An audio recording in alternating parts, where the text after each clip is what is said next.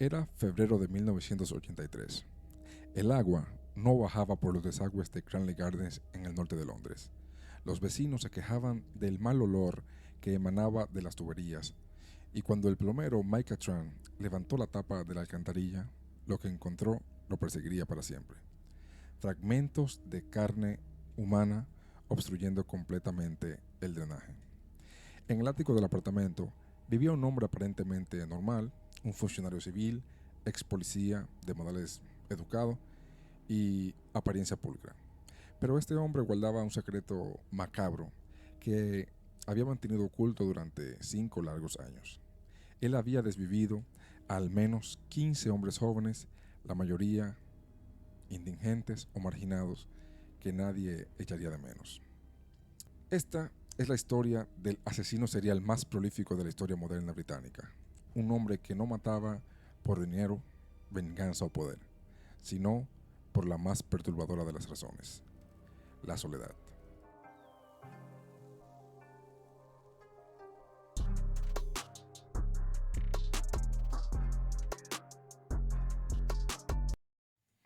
Bienvenidos a Para Nada Normal, yo soy Julio Santana y este es el podcast donde vamos a explorar los casos más perturbadores y fascinantes de la psique humana. En el episodio de hoy nos vamos a adentrar en la mente de Dennis Nielsen, mejor conocido como el estrangulador de Maxwell. Durante los próximos minutos vamos a desentrañar no solo los horribles crímenes de Nielsen, sino también el contexto social que permitió que estos desvivimientos pasaran desapercibidos durante tanto tiempo. Vamos a analizar su psicología, su infancia traumática y cómo la sociedad británica de los años 80 y 70, digamos que crearon el caldo de cultivo perfecto para que un depredador como él operara bajo las sombras durante tanto tiempo. Pero antes de comenzar, debo advertirles que este episodio contiene descripciones explícitas de violencia y contenido que puede resultar perturbador. Así que la discreción del oyente es bastante aconsejada. Dennis Nielsen nació el 23 de noviembre de 1945 en Franchburg, un pequeño pueblo pesquero al norte de Escocia. Su historia comienza con, digamos que, abandono y trauma, elementos que los psicólogos forenses considerarán fundamentales en su formación, digamos ya que se convierte en desvividor serial. Su padre era Ola Magnus, era un marinero noruego alcohólico que abandonó a la familia cuando Dennis tenía apenas 4 años de edad. Su madre, Betty Scott, quedó sola con 3 hijos pequeños y luchaba para mantenerlos y sacarlos a flote económicamente. El único refugio emocional de Dennis era su abuelo materno, Andrew White, un pescador que se convirtió en la figura paterna que él tanto necesitaba. Pero cuando Dennis tenía apenas 6 años de edad, su abuelo murió repentinamente de un ataque al corazón. Aquí ocurre uno de los eventos más traumáticos de su infancia. Su madre decidió que el niño debía ver el cadáver de su abuelo en el ataúd.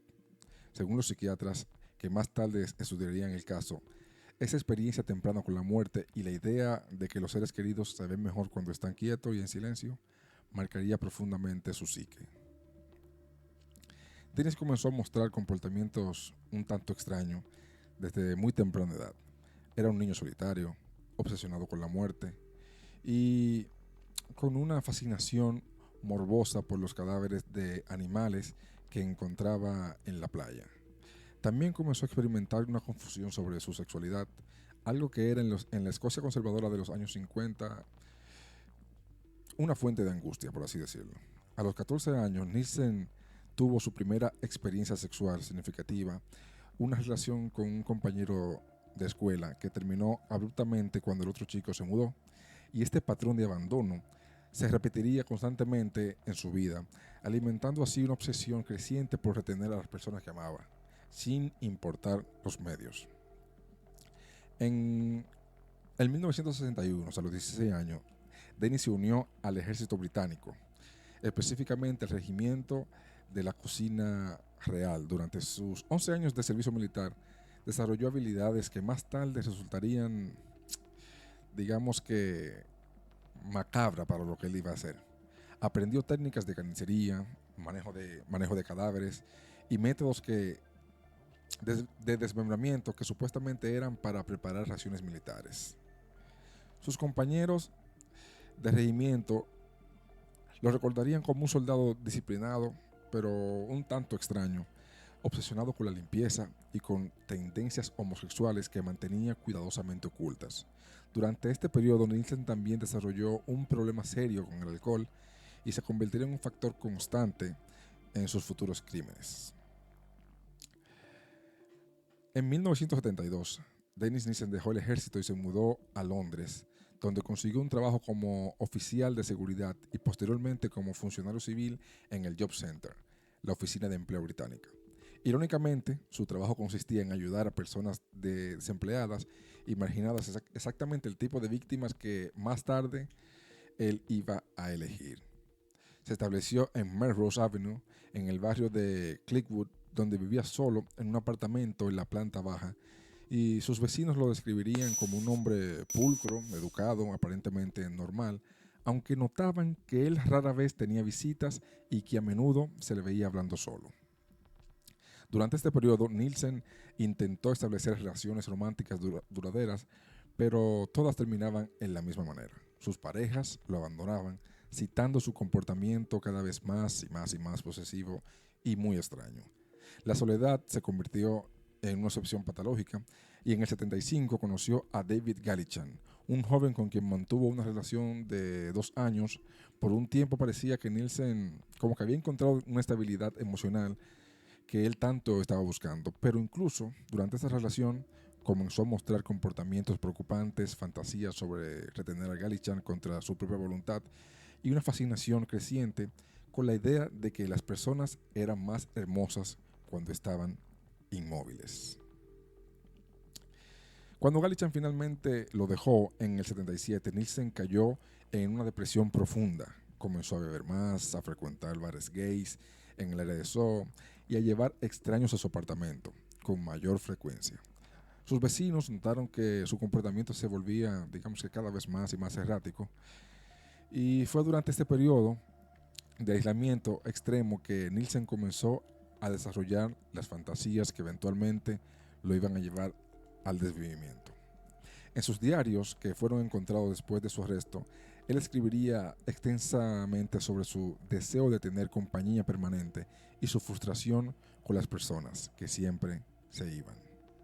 El 30 de diciembre de 1978, después de una noche de bebida solitaria, Nielsen invitó a un joven irlandés llamado Stephen Holmes a su apartamento.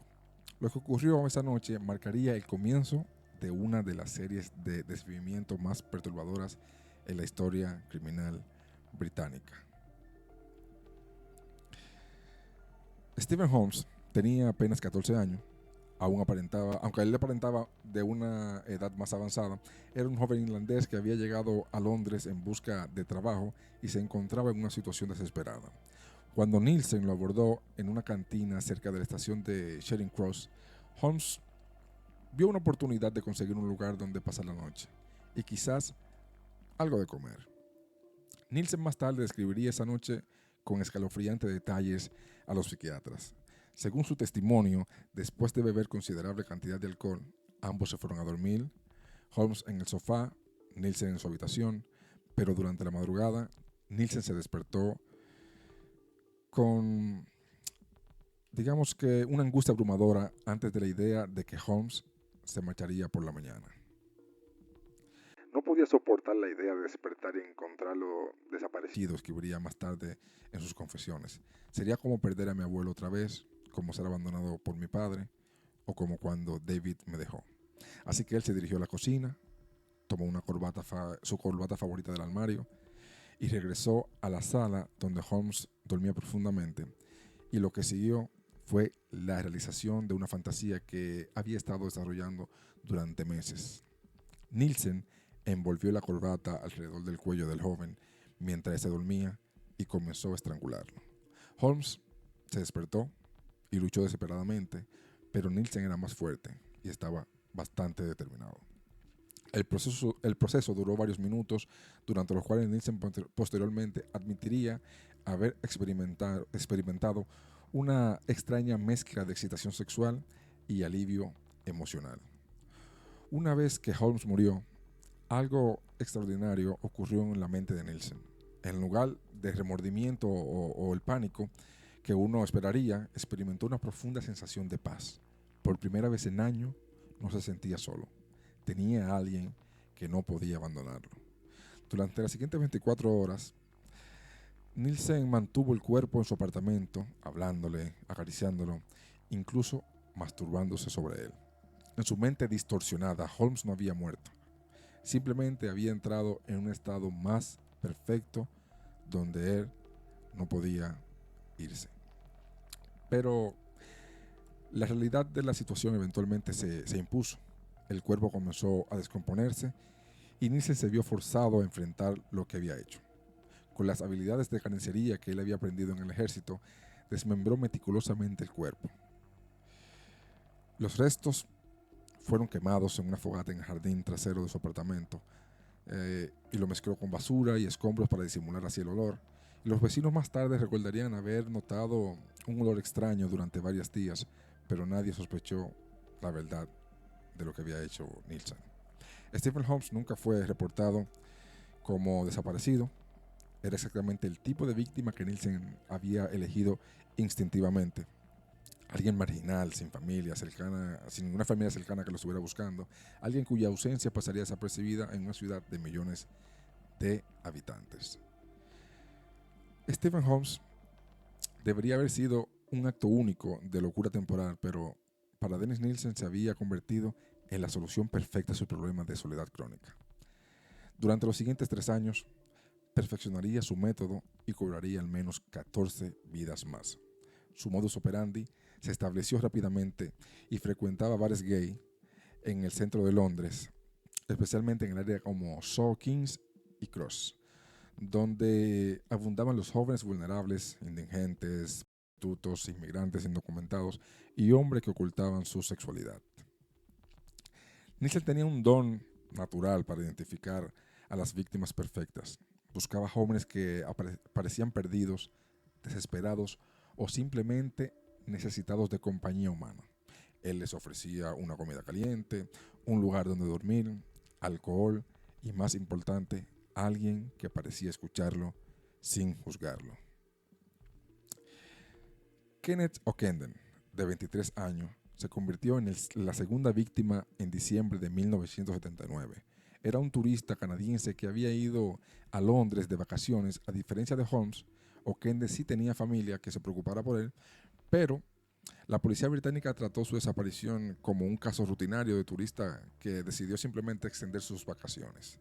El método de Nielsen había evolucionado, ahora refinaba el proceso. Invitaba a las jóvenes víctimas a su apartamento, los emborrachaba hasta que perdían la conciencia y luego los terminaba estrangulando o los ahogaba, dependiendo de lo que fuera más conveniente en el momento. Martin Duffy, de apenas 16 años, fue asesinado en mayo de 1980. Era un adolescente que había huido de casa en Lancashire y vivía en las calles de Londres. Billy Sutherland, también de 16 años, desapareció en agosto del mismo año. Ambos eran exactamente el tipo de víctima que Nielsen prefería: jóvenes, sin recursos ni apoyo familiar sólido. Pero Nielsen no era simplemente, digamos que un desvividor eficiente. Sus rituales post-mortem eran igualmente perturbadores. Después de cada asesinato, mantenía los cuerpos en su apartamento durante días o incluso semanas. Él los bañaba, los vestía con ropa nueva, los acomodaba en posiciones naturales y conversaba con ellos como si aún estuviesen vivos. Sus vecinos comenzaron a notar patrones extraños de Nielsen. Se comprobaba que él compraba cantidades inusuales de ambientadores y desodorantes y productos de limpieza. Sus fogatas en el jardín trasero se hicieron más y más frecuentes y el olor que emanaba de ellas era cada vez más desagradable. En 1981, la situación de Nielsen se complicó cuando el propietario del edificio decidió vender la propiedad y Nielsen se vio obligado a mudarse a un apartamento en el ático de Cranley Gardens en Maxwell Hill. Esta nueva ubicación presentaba un problema logístico significativo. Él no tenía jardín trasero donde quemar a sus víctimas. Así que la mudanza también marcó un cambio en sus métodos de disposición de cuerpos. Sin acceso a un espacio de cremación privado, Nielsen comenzó a desmembrar los cuerpos más meticulosamente. Los hervía en ollas grandes para separar la carne de los huesos y los desechaba los restos por el inodoro y el desagüe de la cocina. John Howlett, de 23 años, se convirtió en la primera víctima de Nielsen en su nueva ubicación en marzo de 1982. Graham Allen, de 27 años, lo siguió en septiembre del mismo año. Para este punto, Nielsen ya había desarrollado un sistema casi industrial para procesar los cuerpos, pero también estaba empezando a mostrar signos de deterioro psicológico. Sus diarios de este periodo revelarían una mente cada vez más fragmentada. Escribía extensamente sobre sus huéspedes permanentes y su filosofía personal sobre la muerte como una forma superior de compañía. También comenzó a experimentar alucinaciones, creyendo que podía comunicarse con los espíritus de sus víctimas. El problema con su nuevo método de disposición pronto se volvería evidente. Los sistemas de plomería no estaban diseñados para mantener grandes cantidades de material orgánico, y los desagües del edificio comenzaron a obstruirse regularmente. Los vecinos se quejaban del olor, de los problemas recurrentes con el agua. Para febrero de 1983, la situación había llegado a un punto crítico. Los desagües estaban completamente bloqueados y el olor era tan fuerte que varios inquilinos comenzaron a mudarse y le dijeron al dueño que si él no resolvía ese problema se iban a ir inmediatamente todos. El 8 de febrero de 1983, Mike Cattrall, un plomero de Dino Road, fue llamado para investigar los persistentes problemas de drenaje en Cranley Gardens 23 y lo que él descubrió cambiaría su vida para siempre y finalmente pondría fin a la carrera asesina de Dennis Nielsen. Cuando Cattrall levantó la tapa del registro principal del desagüe, se encontró con una masa grisácea que obstruía completamente las tuberías. Al principio pensó que era grasa o restos de comida, pero cuando comenzó a removerlas, notó algo perturbador. Tenía la textura y la apariencia de carne cruda. Nunca había visto algo así en mi vida, en 20 años como plomero, declaró más tarde Cattrall. Era como si alguien hubiese estado desechando carne por las tuberías durante meses. Cattrall decidió regresar al día siguiente con equipos más especializados y un colega, pero para esa noche algo extraordinario ocurrió. Cuando regresó en la mañana, gran parte de la materia orgánica que había desaparecido misteriosamente del desagüe. Lo que Cattrall no sabía era que Nielsen había estado observando desde su ventana del ático durante la noche. Se había puesto guantes de goma, se había removido manualmente gran parte de los restos, llevándolos de vuelta a su apartamento en bolsas plásticas. Pero Cattrall era un profesional muy experimentado y sabía que algo como que no cuadraba. Así que decidió preservar algunas muestras de la materia restante y contactar a las autoridades. Sus sospechas se confirmaron cuando un inspector de salud pública examinó las muestras y determinó que parecían ser tejidos humanos. La policía fue contactada inmediatamente y los detectives Peter J. y Steve McCusker fueron asignados al caso y llegaron a Cranley Gardens la tarde del 9 de febrero de 1983. Su plan era simple: entrevistar a todos los inquilinos del edificio para determinar quién podría ser el responsable de desechar esta materia orgánica por los desagües.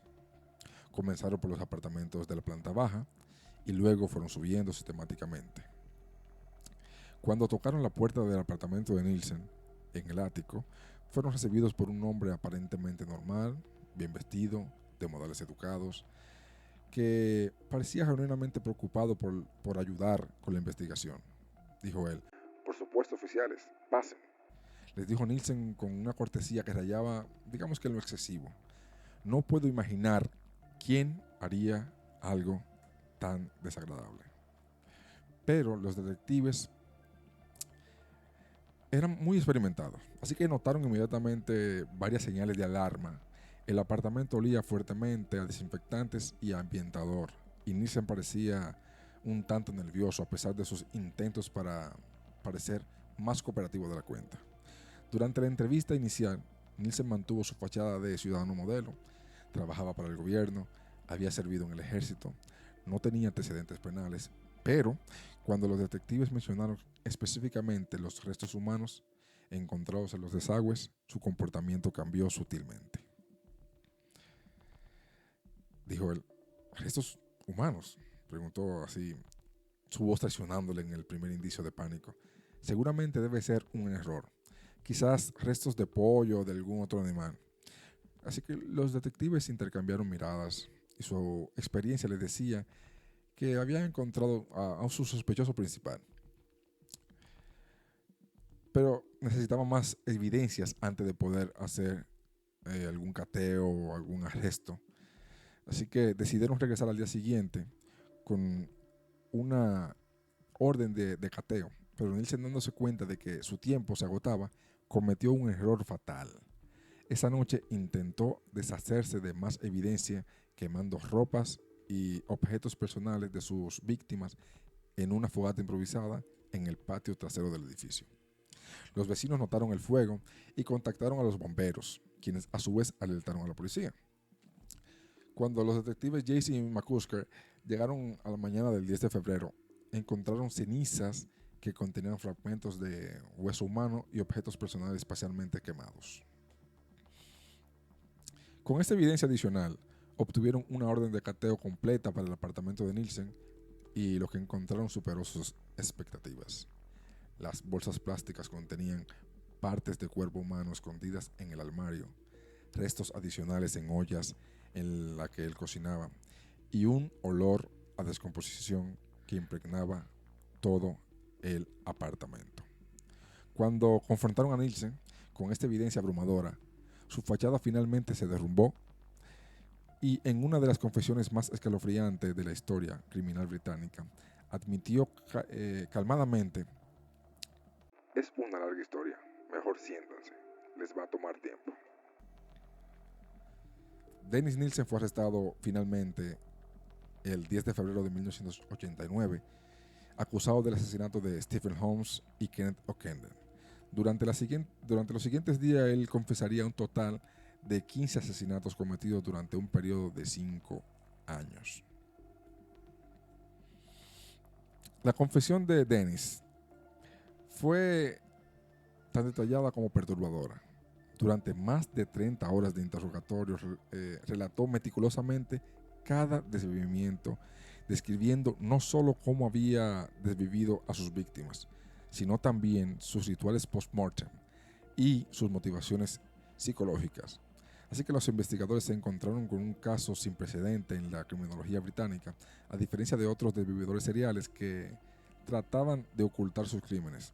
Nielsen parecía casi aliviado de poder hablar sobre ello.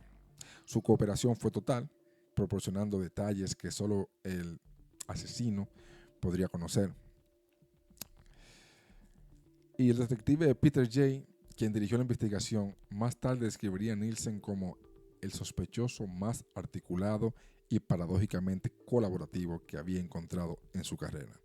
Era como si hubiera estado esperando años la oportunidad de contar su historia. La tarea de identificar a las víctimas resultó extraordinariamente difícil. Muchas eran hombres marginales cuyos paraderos nunca habían sido reportados.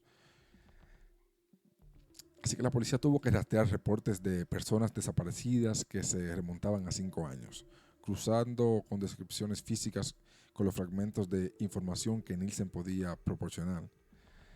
Solo 6 víctimas fueron identificadas. Definitivamente Stephen Holmes, Kenneth O'Kenden, Martin Duffy, Billy Sutherland, John Howlett y Graham Allen. Los otros permanecen como víctimas desconocidas hasta el día de hoy. Un testimonio sombrío de cuán fácil era para personas vulnerables desaparecer en Londres de los 80. El caso generó una intensa cobertura mediática. Los periódicos británicos, conocidos por su sensacionalismo, tuvieron un día de campo con la historia. Headlines como House of Horror, The Kenley Killer, dominaron las portadas durante semanas. Pero la cobertura también expuso problemas serios en el sistema social británico. ¿Cómo era posible que 15 personas desaparecieran sin que nadie lo notara? ¿Qué decía esto sobre la manera en que la sociedad trataba a sus miembros más vulnerables?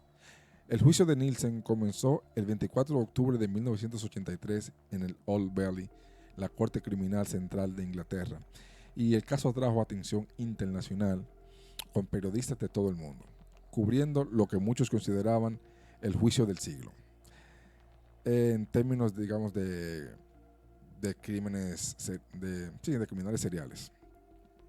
La defensa de Nielsen, dirigida por Ivan Lawrence, intentó argumentar que su cliente era culpable de homicidio involuntario por razón de responsabilidad disminuida, no de asesinato premeditado. Su estrategia se basaba en presentar a Nielsen como un hombre profundamente perturbado y cuyas acciones eran resultado de una enfermedad mental, no de la malicia deliberada. Para apoyar esta defensa, presentaron testimonios psiquiátricos detallados. El doctor James McCabe, un psiquiatra forense respetado, diagnosticó a Nielsen con trastorno de personalidad borderline y argumentó que sus crímenes eran compulsivos, no planeados. Sin embargo, la fiscalía dirigida por Alan Green pintó un cuadro muy diferente. Argumentaron que los crímenes de Nielsen fueron deliberados y calculados, evidenciado por su cuidadosa selección de víctimas vulnerables y sus elaborados métodos para ocultar evidencias. El propio Nielsen testificó en su defensa, una decisión controversial que muchos expertos legales consideraron como un error. Durante su testimonio, mantuvo su compostura, hablando de sus crímenes con una frialdad clínica que resultaba más perturbadora que cualquier muestra de emoción. No soy un monstruo, le dijo al jurado. Soy un hombre profundamente solitario que encontró una forma terrible de lidiar con esa soledad. No esperaba matarlos, solo no podía soportar que se fueran. El jurado deliberó durante 24 horas antes de emitir su veredicto. El 4 de noviembre de 1983 encontraron a Dennis Nielsen culpable de 6 cargos de asesinato y 2 de intento de asesinato. El juez sentenció a cadena perpetua con una recomendación mínima de 25 años. La reacción pública fue mixta. Mientras muchos se sintieron aliviados de que un peligroso desvividor hubiese sido removido de las calles, otros cuestionaron si el sistema había fallado tanto a las víctimas como al propio Nielsen. Las familias de las víctimas identificadas expresaron una mezcla de alivio y dolor renovado al tener que revivir sus pérdidas en un escrutinio público tan intenso. Para entender verdaderamente el caso de Dennis Nielsen, debemos examinar la psicología que alimentó sus crímenes. Los psiquiatras forenses que estudiaron el caso identificaron una combinación única de trastorno de personalidad y traumas de la infancia que crearon una tormenta perfecta de patología criminal. El doctor Paul Brittain, uno de los psiquiatras más respetados del Reino Unido, condujo extensas entrevistas con Nielsen después de su arresto y su diagnóstico fue complejo. Trastorno de personalidad narcisista con elementos de borderline, necrofilia y lo que él denominó como síndrome de retención compulsiva. Nielsen no mataba por sadismo o por gratificación sexual primaria, explicó el Dr. Brittain. Él mataba para retener en su mente distorsionada un cadáver. Era preferible a una persona viva que podía abandonarlo. Era la solución definitiva a su terror al abandono. Este patrón se diferenciaba significativamente de otros asesinos seriales estudiados por la criminología moderna. La mayoría de los desvividores seriales mataban por poder, por control sexual o gratificación sádica. Nielsen desvivía por los que los psicólogos llamaban como ansiedad de separación patológica. Sus rituales post-mortem también eran únicos, mientras otros desvividores seriales típicamente se deshacen de los cuerpos rápidamente para evitarse una detención. Nielsen los conservaba durante semanas, tratándolo como si fueran compañeros de casa. Él bañaba los cadáveres, los vestía, les hablaba, incluso los sentaba enfrente al televisor. En la mente de Nielsen, estas no eran víctimas, explicaba la criminóloga doctora Helen Morrison. Eran huéspedes permanentes que finalmente no podían dejarlo. Habían logrado crear la compañía perfecta, personas que no podían rechazarlo, criticarlo o abandonarlo. El factor alcohol también jugó un papel crucial. Nielsen rara vez mataba sobrio. El alcohol reducía sus inhibiciones y complicaba sus impulsos compulsivos. También le proporcionaba una forma de distanciamiento psicológico de sus propias acciones, permitiéndole reaccionar sus crímenes como un accidente o consecuencias inevitables de su soledad. Los expertos también notaron la ausencia completa de remordimiento y durante todas sus entrevistas psiquiátricas nunca expresó pena por sus víctimas, solo por su propia situación. Esta incapacidad de empatizar con el sufrimiento de otro es un marcador clásico de la psicopatía. Nielsen mantuvo durante toda su vida que él era la verdadera víctima. En sus cartas desde prisión escribía extensamente sobre su infancia traumática, su abandono paterno y la crueldad de la sociedad que no entendía su necesidad de compañía. Esta capacidad de autovictimización es otra característica común en desvividores seriales narcisistas, tales como Nielsen. En el caso de Nielsen, también desafió muchas teorías existentes sobre la formación del desvividor serial. A diferencia del perfil típico, él no había mostrado señales tempranas obvias como crueldad animal o piromanía. No tenía un historial de violencia previa. Para todos los efectos externos, había sido un ciudadano modelo hasta el momento de sus crímenes.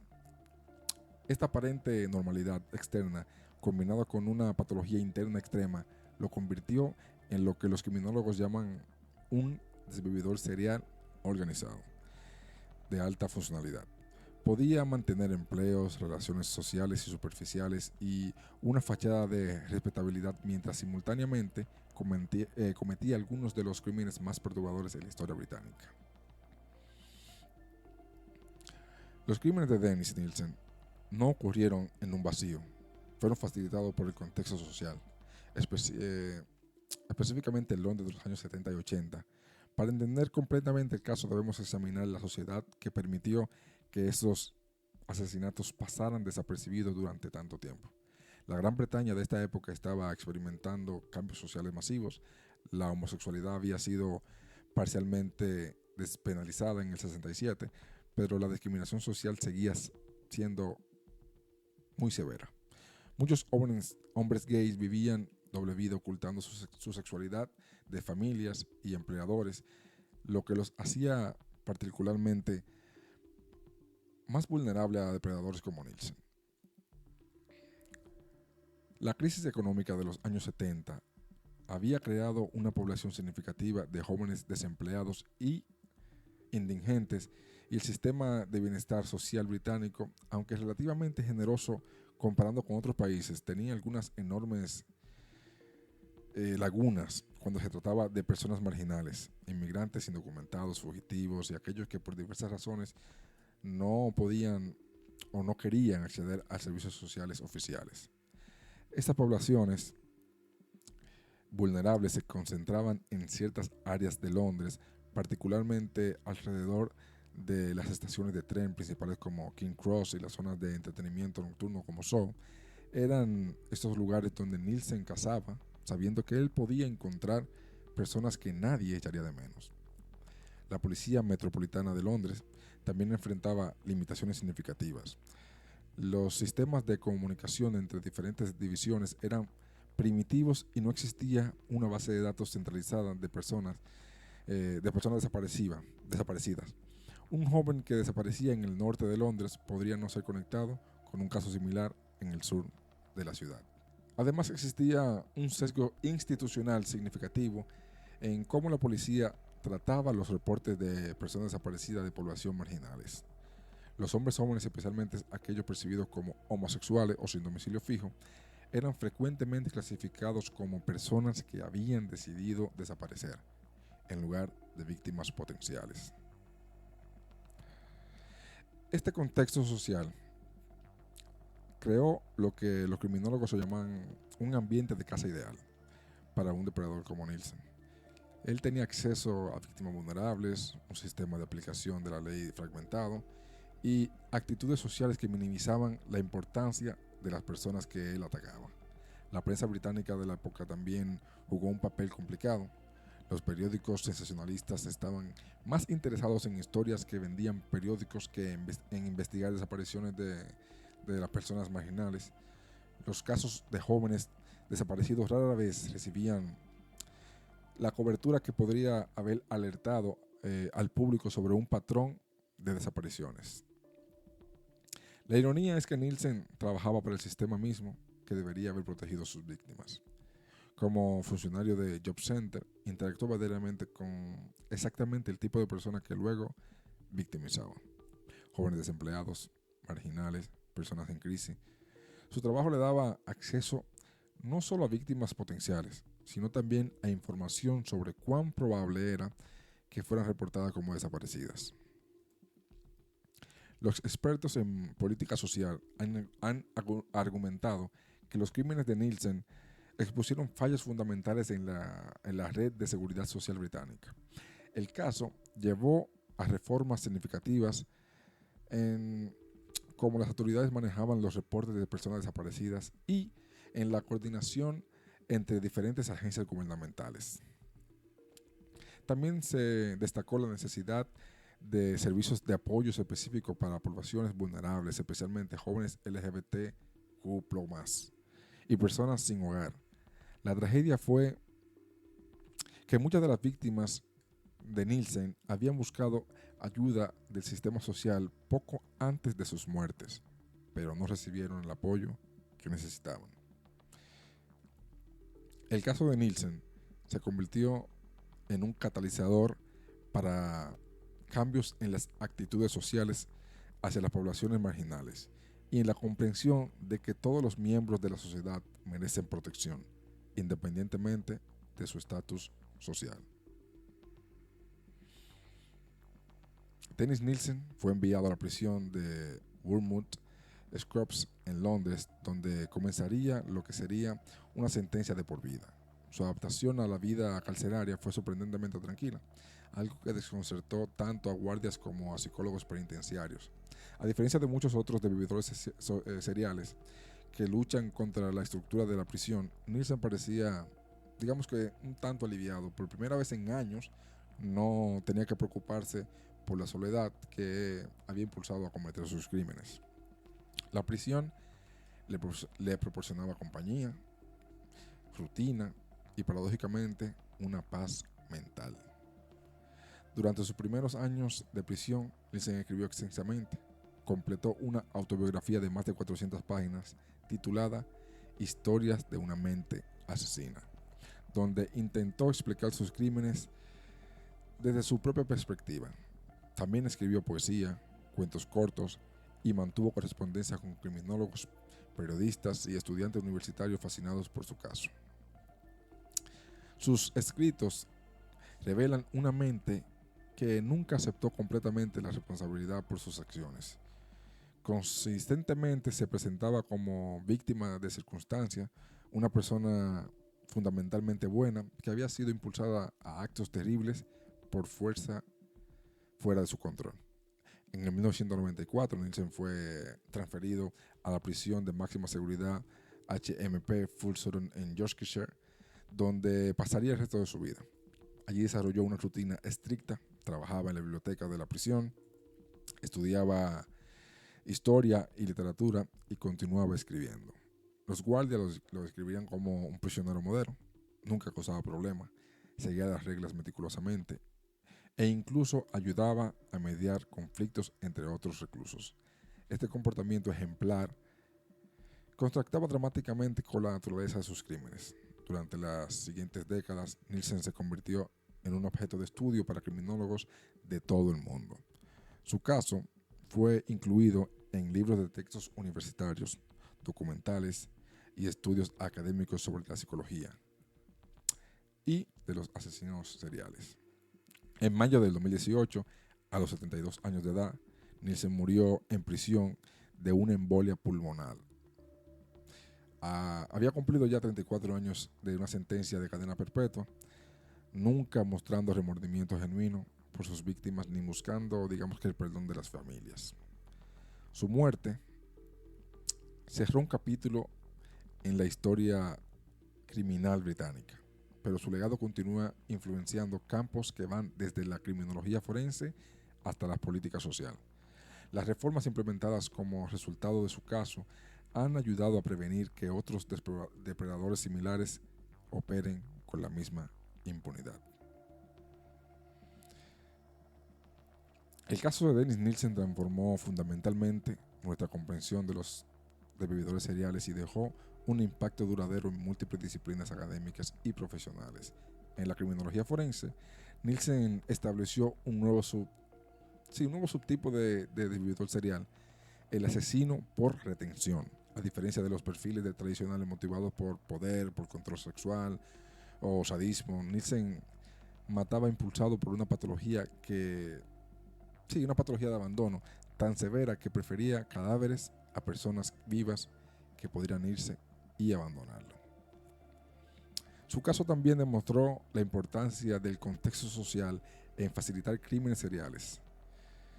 Los cambios implementados en el Reino Unido después de su captura mejoró la coordinación policial, el sistema mejorado para reportar personas desaparecidas y mayor atención a las poblaciones vulnerables. También ha sido adoptado por países de todo el mundo.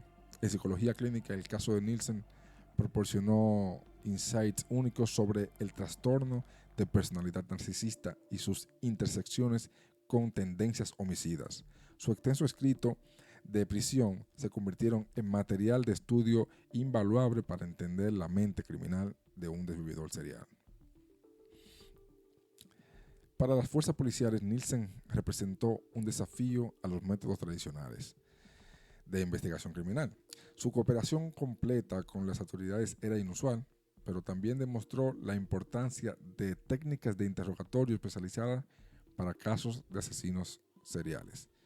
El caso también tuvo un impacto social significativo, particularmente en la percepción pública de poblaciones marginales. Las víctimas de Nielsen eran jóvenes, como dije anteriormente, homosexuales, indigentes, inmigrantes, que habían sido efectivamente invisibles para la sociedad. Así que su tragedia forzó una conversación nacional sobre la responsabilidad social y la protección de las personas más vulnerables. 30 años después de su captura, el nombre de Dennis Nielsen sigue siendo sinónimo de peligros de invisibilidad social.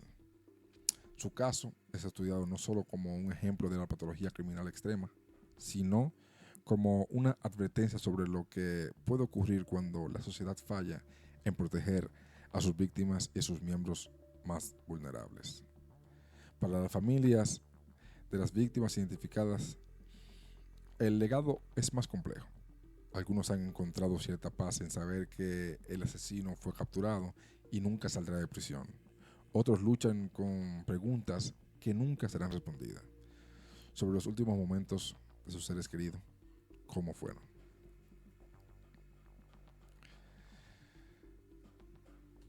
El caso de Dennis Nielsen nos recuerda que los monstruos más peligrosos a menudo se esconden detrás de fachadas de normalidad. Durante 5 años, un funcionario civil aparentemente respetable cometió algunos de los crímenes más perturbadores de la historia británica. Y lo hizo en gran parte, digamos que porque la sociedad había decidido que sus víctimas no importaban lo suficiente como para buscarla cuando éstas desaparecían.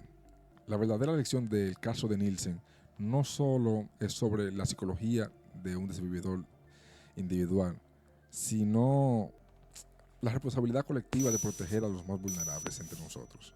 Cada una de sus víctimas era alguien, un hijo, un hermano, un amigo, un padre.